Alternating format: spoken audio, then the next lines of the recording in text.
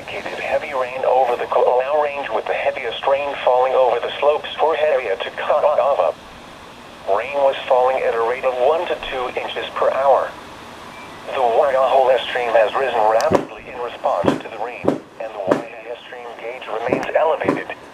Flash flooding is ongoing or expected to begin shortly. Hazard: flash flooding caused by heavy rain. Source: radar.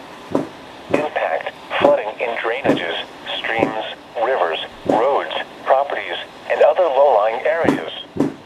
Public road closures possible in some areas. Landslides are possible in steep terrain.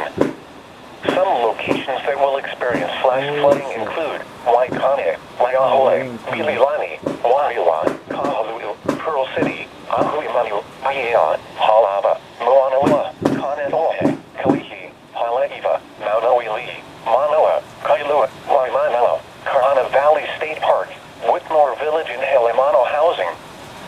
Stay away from streams, rivers, drainage ditches, and culverts, even if they are currently dry. Do not cross fast-flowing or rising water in your vehicle or on